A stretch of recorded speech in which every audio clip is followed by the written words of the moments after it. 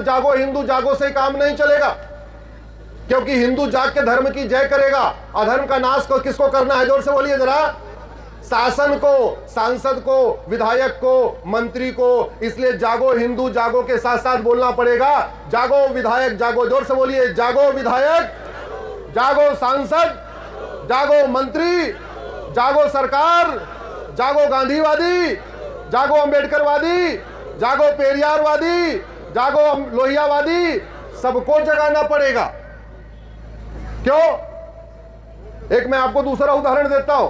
बाबा साहब अंबेडकर यहां के बन गए लॉ मिनिस्टर। एक उनका कंपटीटर था, वो भी लॉ मिनिस्टर बनना चाहता था। भारत में उसको जगह नहीं मिली, वो जाके जिन्ना से मिल गया। जिन्ना ने उसको लॉ मिनिस्टर तो बना दिया। जैसे भारत के पहले लॉ मिनिस्टर हुए बाबा साहब अंबेडकर, वैसे पाकिस्तान के पहले हुए लॉ मिनिस्टर जोगेंद्रनाथ मंडल।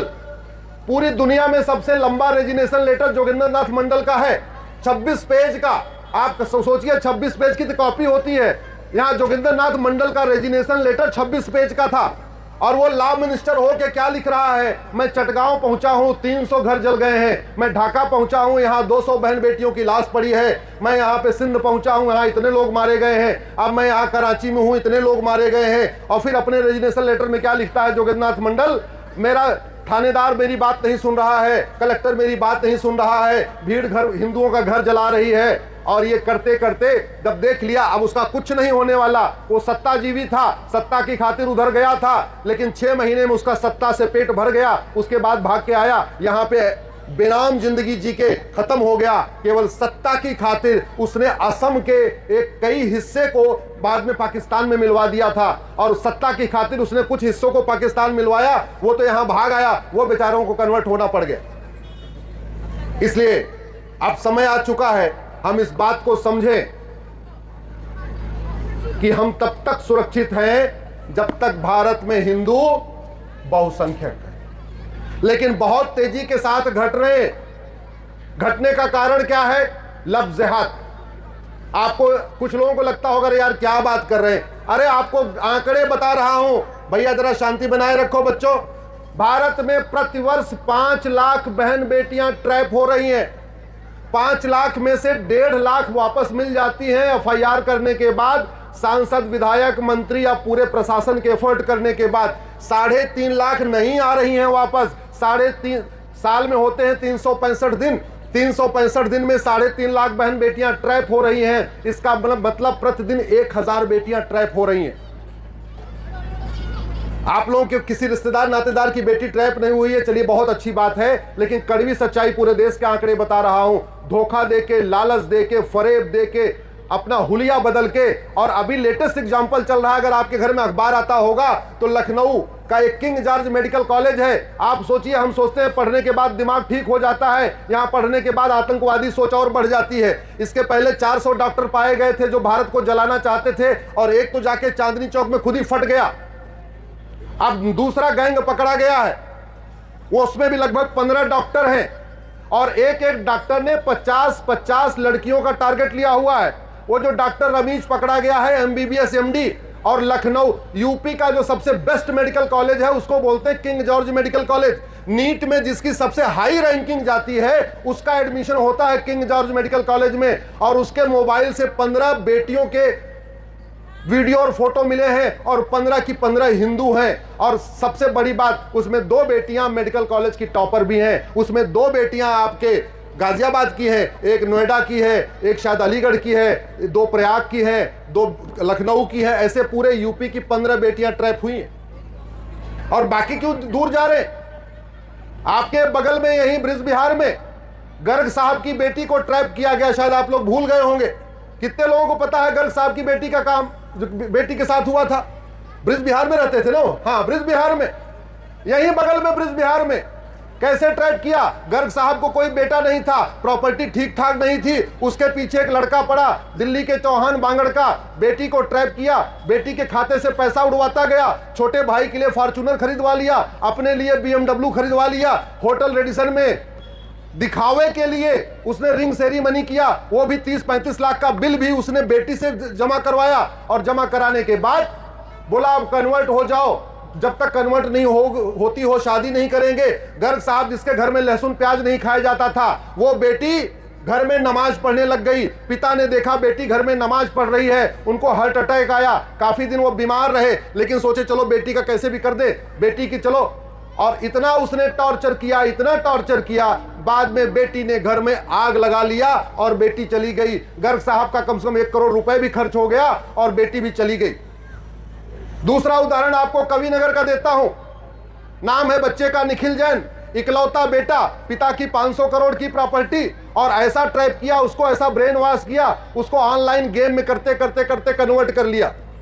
तो पहले आतंकवादियों के इस ट्रैप में SC ST गरीब थे, अब उनके जो है टारगेट पे Jain, Agarwal, Maheshwari, Marwari, upper class, elite class, संभ्रांत क्लास है। क्यों? क्योंकि उनको पता है 1 या 2 बच्चा होगा, इसको ट्रैप कर लेंगे तो बेटी भी अब मिलेगी और पूरा घर भी मिल जाएगा, गाड़ी भी मिलेगी, प्रॉपर्टी भी मिलेगी। इसलिए हमें सावधान रहने की जरूरत है।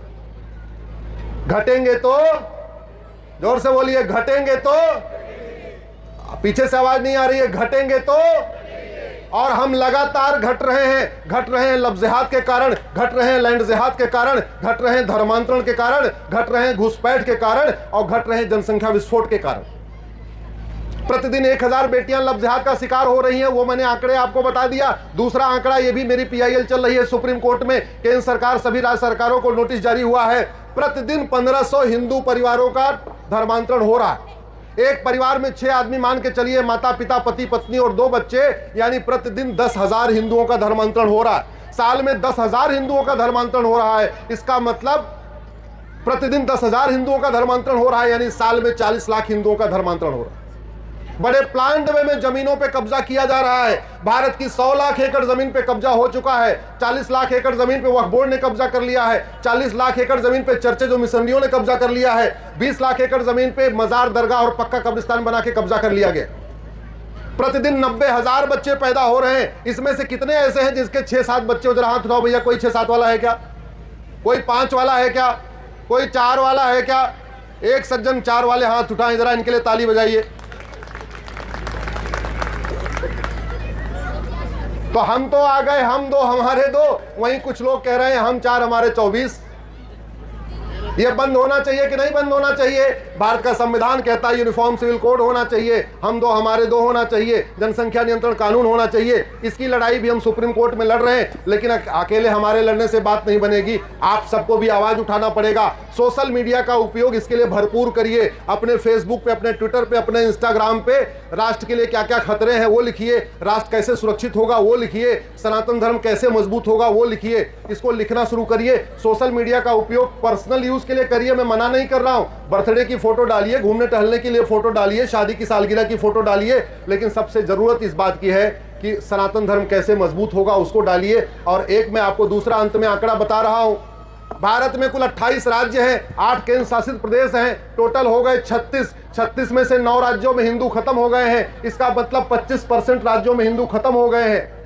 भारत में 800 जिले हैं, 800 जिलों में से 200 जिलों की डेमोग्राफी बदल चुकी है, यानी 25% जिलों की डेमोग्राफी बदल चुकी है। भारत में 6000 तहसीलें हैं, 6000 तहसीलों में से 1500 तहसीलों की डेमोग्राफी बदल गई है, यानी 25% तहसीलों की डेमोग्राफी बदल गई है। भारत के बॉर्डर पे कुल 300 तहसीलें हैं, 300 की डेमोग्राफी बदल गई है, यानी बॉर्डर की 100% तहसीलों की डेमोग्राफी बदल गई है। और डेमोग्राफी बदल रही है, कैसे बदल रही है इसको जांचने का एक मैं तरीका बताता हूं। 2024 में चुनाव हुआ था, गाजियाबाद लोकसभा की 2024 की वोटर लिस्ट उठाइए। 1999 में भी लोकसभा चुनाव हुआ था, 1999 की वोटर लिस्ट ले लीजिए।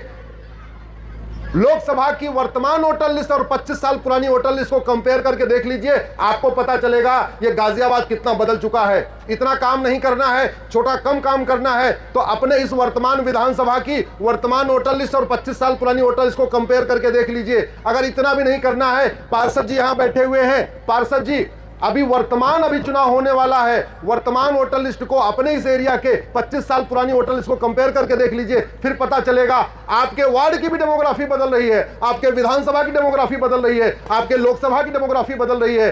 आपके जिले की डेमोग्राफी बदल रही है, और डेमोग्राफी बदली इसलिए दुर्योधन का ननिहाल गंधार अफगानिस्तान बन गया। डेमोग्राफी बदली इसलिए राजा भरत का ननिहाल जहां से माता कैकेयी आई थी वो पाकिस्तान बन गया। डेमोग्राफी बदली इसलिए जहां 5 शक्तिपीठ है उसको बांग्लादेश कहते हैं, वहां हिंदू रोज काटे जा रहे हैं। पिता के सामने बेटी का बलात्कार हो रहा है, भाई के सामने बहन का बलात्कार हो रहा है, पति के सामने पत्नी का बलात्कार हो रहा है, प्रतिदिन 2-4 को मारा जा रहा है, मकान दुकान खेत खलिहान पे कब्जा किया जा रहा है। इसलिए हमें इससे सीखते हुए आगे इस बात का ध्यान रखना है कि अब जितने हम घट गए उतने घट गए, आगे हम ना घटे। और घटने वाला काम तभी रुकेगा जब लफ्ज़ जिहाद बंद होगा, लैंड जिहाद बंद होगा, धर्मांतरण बंद होगा, घुसपैठिए यहां से भागेंगे और जनसंख्या विस्फोट रुकेगा। केवल समाज के चाहने से ये काम नहीं होगा, इसमें समाज के साथ शासन दोनों को मिलकर काम करना होगा। शासन तभी काम करता है जब समाज उसके लिए तैयार हो जाता है। इसलिए मैं आप लोगों से हाथ जोड़ के निवेदन करता हूं, एक काम करिए, अपने सोशल मीडिया पे अकाउंट पे लिखिए, लफ्ज़ जिहादियों का 100% प्रॉपर्टी जब्त करने, नागरिकता खत्म करने और इनको साल भर के अंदर आजीवन कारावास देने के लिए कानून बनना चाहिए। क्या आप सहमत हैं इस बात से? क्या आप इस बात से सहमत हैं कि घुसपैठियों का narco polygraph brain mapping test होना चाहिए, घुसपैठियों की प्रॉपर्टी जब्त होनी चाहिए, और जो घुसपैठियों की मदद करते हैं, जो घुसपैठियों का आधार बनाते हैं, जो घुसपैठियों का राशन कार्ड बनाते हैं, जो घुसपैठियों का ड्राइविंग लाइसेंस बनाते हैं, जो घुसपैठियों का बर्थ सर्टिफिकेट बनाते हैं, और जो वोट जीवी नोट जीवी नेता इन घुसपैठियों का वोटर आईडी में नाम जुड़वाते हैं, ऐसे वोट जीवी नोट जीवी गद्दार नेताओं की भी प्रॉपर्टी जब्त होनी चाहिए और इनको भी साल भर के अंदर सजा होनी चाहिए। तो लिखना शुरू करिए, हम जो कर रहे हैं वो हम कोर्ट से कर रहे हैं, लेकिन आप लोग भी लिखना शुरू करिए। क्या आप मानते हैं कि भारत में हम दो हमारे दो कानून बनना चाहिए? लेकिन ये कानून तभी सफल होगा जब इसको सिटीजनशिप के साथ जोड़ा जाएगा। जो हम दो हमारे दो माने वो भारत का नागरिक, जो हम दो हमारे दो ना माने उसकी भारत की नागरिकता खत्म होनी चाहिए कि नहीं होनी चाहिए? जोर से बोलिए।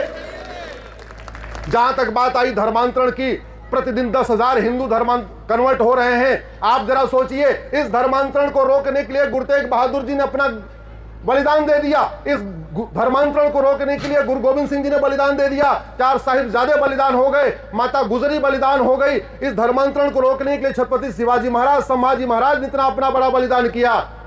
धर्मांतरण कराने वाले मिशनरियों और जिहादियों को फांसी का कानून बनना चाहिए कि नहीं बनना चाहिए? भय बिन होय न प्रीत, ये भगवान श्री राम ने कहा था। सठे साठम समाचरित, ये भगवान कृष्ण ने कहा था। हमारे पूर्वज कहते थे लोहा लोहे को काटता है। तो समाज भी जागृत हो, समाज भी मजबूत हो, लेकिन शासन कठोर कानून बनाए, तब भारत सुरक्षित होगा, तब सनातन धर्म मजबूत होगा, तब हिंदुत्व मजबूत होगा, तब हमारे आने वाली पीढ़ियां सुरक्षित रहेंगी। नहीं तो एक बात याद रखना, 25 साल के बाद बहुत बुरे दिन आने वाले हैं। अगर ये सिस्टम जारी रहा, अगर इसी स्पीड से लफ्ज़ जिहाद, लैंड जिहाद, ड्रग जिहाद, धर्मांतरण जिहाद, घुसपैठ जिहाद और जनसंख्या जिहाद चलता रहा, तो 25 साल के बाद 2047 में वही होगा जो 1947 में हुआ था। 1947 में क्या हुआ था मुझे बताने की जरूरत नहीं, आप सबने पढ़ाई है 1947 में क्या हुआ था। क्या आप चाहते हैं कि 25 साल के बाद वो हो जो 2047 में वो हो जो 1947 में हुआ था? नहीं। तो फिर एक ही तरीका है, हम सब लोग जाग जाएं, अपने हिंदुत्व पे गर्व करें। जो लोग बांटने की कोशिश कर रहे हैं उनका मुंह तोड़ दें। मुंह तोड़ जवाब नहीं देना है, आप क्या करना है? मुंह तोड़ना है। बहुत हो गया मुंह तोड़ जवाब। जो हमें जाति के आधार पे बांटे उसका मुंह तोड़ दो, जो भाषा के आधार पे बांटे उसका मुंह तोड़ दो, जो क्षेत्र के आधार पे बांटे उसका मुंह तोड़ दो, जो हमें हिंदू जैन बौद्ध सिख में आपस में बांटे उसका मुंह तोड़ दो। अब मुंह तोड़ जवाब नहीं देना है बल्कि मुंह तोड़ना है, क्योंकि भगवान श्री राम ने कहा था भय बिन होय, और भगवान कृष्ण ने कहा था सठे साठ्यम, और हमारे पूर्वज क्या कहते थे? लोहा लोहे को। इसी के साथ मैं अपनी बात खत्म करता हूं। भारत माता की, भारत माता की, भारत माता की जय।